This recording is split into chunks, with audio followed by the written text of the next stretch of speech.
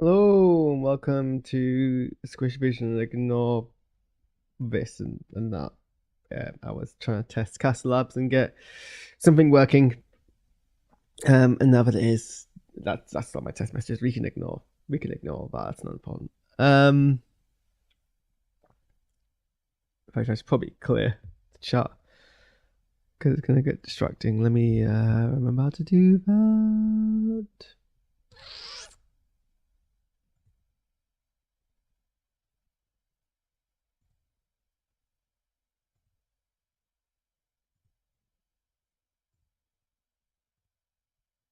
There we go.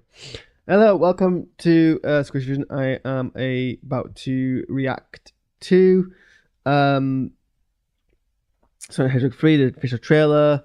Sonic the Hedgehog being the surprisingly good video game adaptation series that's come out. I remember going to see the first film with very low expectations and actually being genuinely surprised that it was a heartfelt film with a decent plot, decent acting, and also very faithful to source material. And then the second one came out, and that was also pretty good.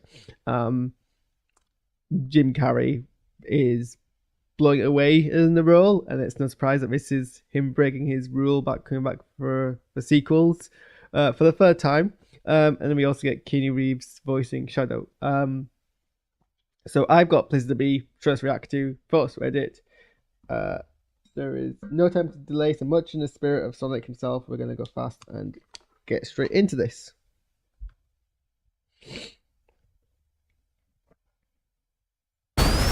Sonic, you finally found your family. Try to keep up. I know it hasn't always been easy, but you didn't change who you are in here. Yeah, in my lungs. Or your heart.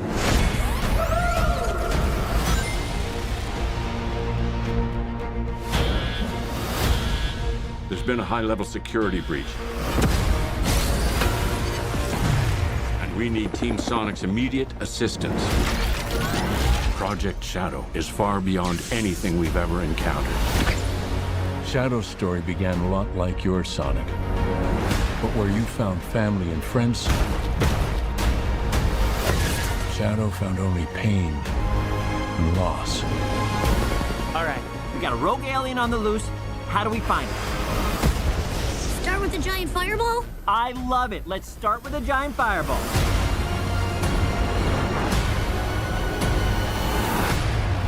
He is much more impressive than the Hedgehog I fought previously. Dude, I'm standing right here. You're a colorful bunch. We don't want to fight you.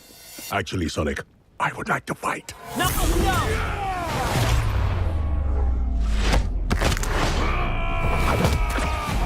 My turn. Can we just talk about this?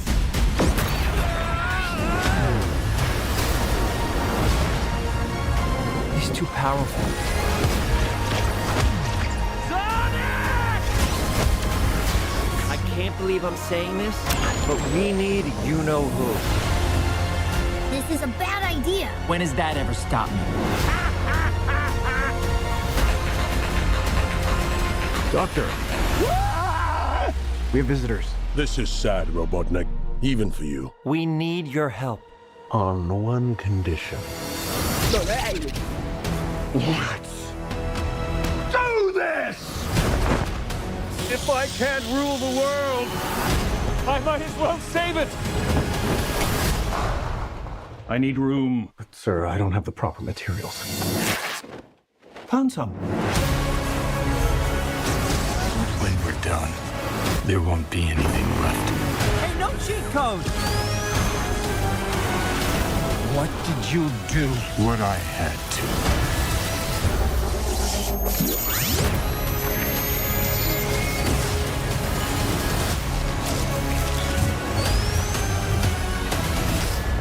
Welcome home, my boy. It's impossible. Is it? It couldn't be. Couldn't it? I am... Are you? In the saggy flesh.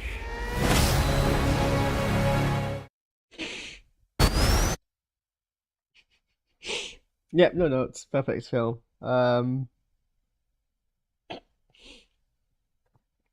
I mean, obviously, just from the trailer alone, Jim Carrey is clearly the best thing about this franchise. And it's like it wouldn't work in any other context. Like if this was a Jim Carrey led film, it wouldn't work. But because it's the villain, or in the sense of the villain, it is. It's not overused, so you just get Jim Carrey working in very much discreet ways, like limited ways. Like you don't overdo the Jim Carrey because the Jim Carrey is only in the film in like the right amount. But like even just from the trailer alone, and I hope that this is like by far not the extent of what Carrey is offering in this film. So that's exciting. The rest of the trailer is hard to gauge. It does give you it is melodramatic, and often you kind of cringe when melodrama is used in family films, because it's never going to be that dramatic. Well, you don't think it's going to be that dramatic in an actual film because it's a family film. Like, it's not going to, it's not going to break heart. Well, what am I trying to say here? When a trailer tries to convince you a film is going to be like edgy and dark, and it's a family film based on a video game, and it's probably not going to go that deep, but I am hopeful that the film will go a direction which will work for the tone it's trying to set. That's consistent, is what I'm trying to say. And so far, the other two have. And it's always an annoying thing having to like try and predict a film based on a trailer, because a trailer is a separate art from itself that's written by someone who clearly isn't actually that entirely in the loop about what the film series is the film is actually gonna be in the end. I do like the joke someone made about this shot where they're like, oh no, what could they possibly be so depressed about, and it pulls out and it's like, oh, they're just in Britain, of course, that's why they're depressed. A lot what is it with like sequels or sequel to sequels where they're like, oh, we should pander to the, I say British audience, what I mean is the London audience, because obviously it's always going to be a London town that's going to be used. But like the second Fantastic Four film, like the 2007, 9, 10 film, right, Fantastic Four: The Rise of a Surfer had set pieces set in London. For the Dark World had set pieces set in London. Spider-Man: Far From Home had pieces set in London. Well, why? What is this? Why? Who are you pandering to? Because most of Britain absolutely hates London as like a place. Like, we're constantly criticizing it. And I think most people who live in London also hate London as a place. Pretty sure the people who like London are the people who aren't actually from England, or indeed the UK, because no one in Scotland and Wales likes any part of England. Or Northern Ireland. I should forget our fourth nation.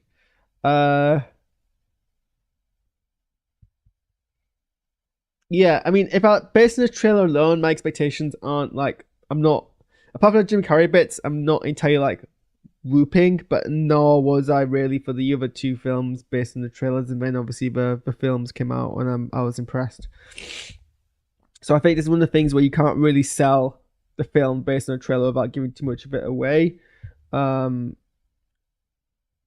trying to remember what my shadow lore is, but I'm also trying to make sure I'm not getting confused with Super Mario Bros. Z when it comes to my Mario Sonic lore. I need to. Sorry, I needed to like sniff.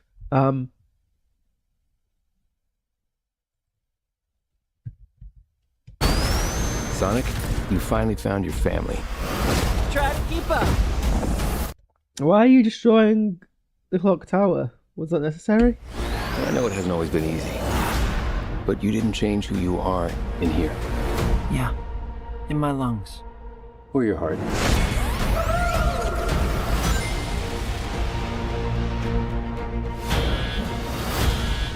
There's been a high-level security breach. And we need Team Sonic's immediate assistance. Project Shadow is far beyond anything we've ever encountered.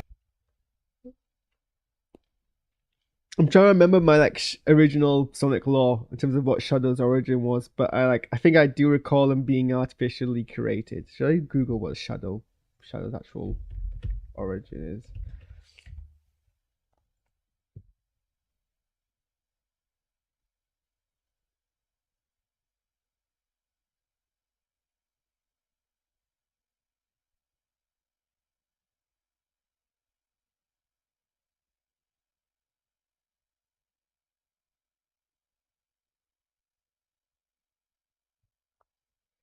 Ah, okay. Well, there is like a vague kind of like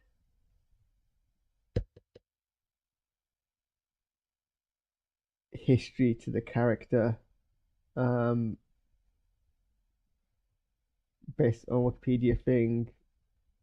So nothing like massively that needs to be kind of like committed to in the films, which is fine. Shadow's story began a lot like your Sonic. But from reading Wikipedia, they become an anti-hero because someone called Maria Robotnik dies, and I can only assume this girl here is Maria Robotnik. So rip, I guess. But where you found family and friends, this shot is giving me massive. What was the game called? Sonic Heroes, where you basically got the players like three. You had a team of three, coded blue, yellow, and red. I never owned the game because I was poor, but I had like a bunch of stickers from the game, and I used to like create. I used to be very obsessed with this color pattern as a child. This primary color pattern of yellow, blue, and red. So just seeing this color pattern on the screen with his characters is just making me extremely like nostalgic for a game I never even played as a child, because I got very high as a kid on this color scheme, and it's just like I can't look at this thing for too long without getting too like excited, and I don't think it's really fair. Shadow found only pain and loss. So it's suggested that the person between them here is the lifeless corpse of Maria Robotnik. I think someone on the internet's commented quite sardonically, which is their kind of like origin story. All right, we got a rogue alien on the loose. How do we find it? Start with the giant fireball? I love it. Let's start with a giant fireball.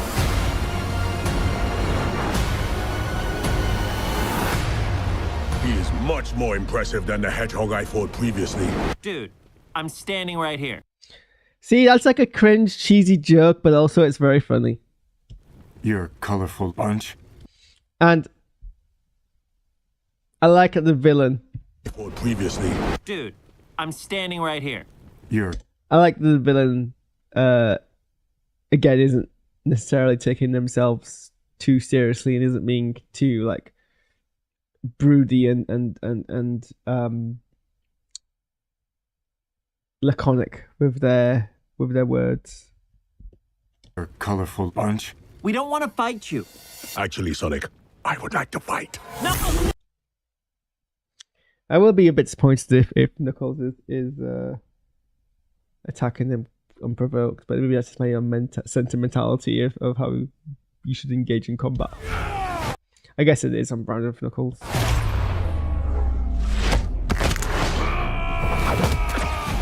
My turn. Can we just talk about this?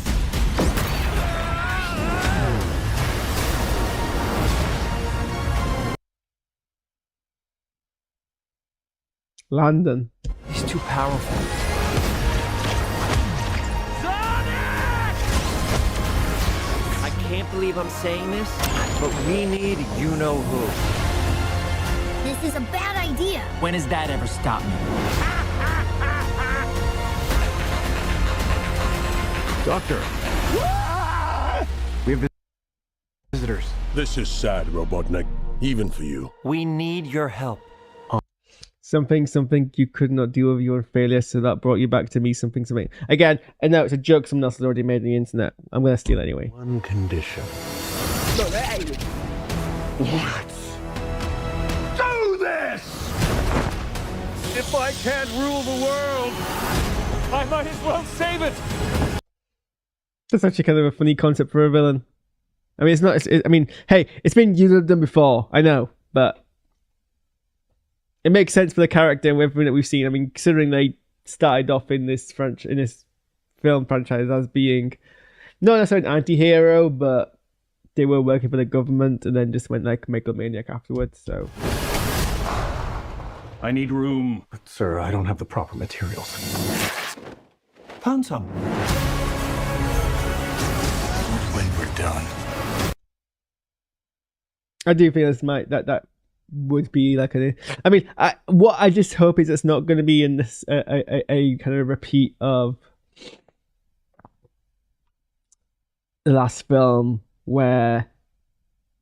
Well, I suppose it is different. The last film, Robotnik and Knuckles teamed up until Robotnik betrayed Knuckles and Knuckles came to the good side.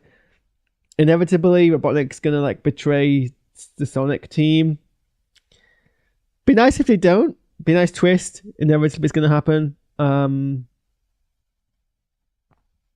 guess we just have to wait and see kind of how that transpires. I'm trying to like think about the ways it could possibly go. It might just be a late stage betrayal, and actually they're on the same side for the most amount of the film.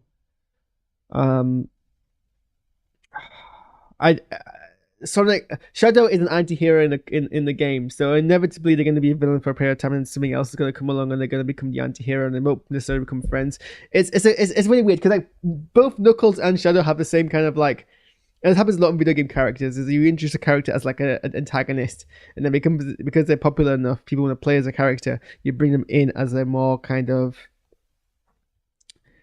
anti-hero with the team perspective, and it'd be interesting to see how they do this differently to the previous film, with Shadow inevitably becoming more aligned with the good side. I mean, it's established already in this trailer that there is like a reason why they turned bad, and it was because of loss and grief, and they're not inherently a bad hedgehog.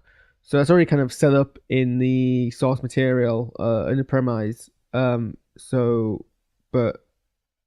it's kind of the same with Knuckles as well. So it's how we're going to do that differently. Hey, no cheat code! Is that line no cheat code? Because that is quite funny. What did you do? What I mean this line here goes way darker than I think it's going to end up being in the actual film.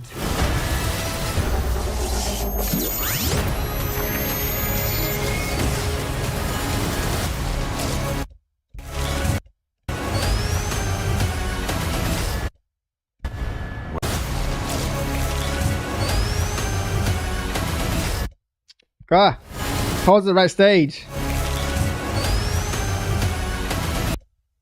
So yeah, that's the trailer for Sonic the Hedgehog 3 and my immediate thoughts to it. Let us know what you think in the comments, and I'll see you all. Well, I've got more trailers to react to, but I've also have videos to edit, and I have to go to the loo. So maybe later in a couple of hours time what other ones do I have to do?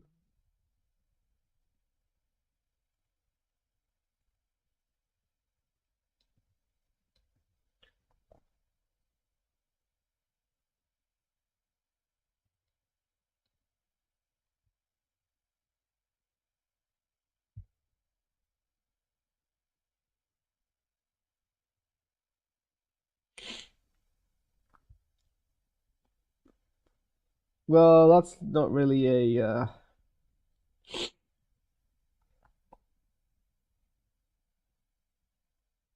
Four more of these. Yeah. Oh well. Anyway, bye.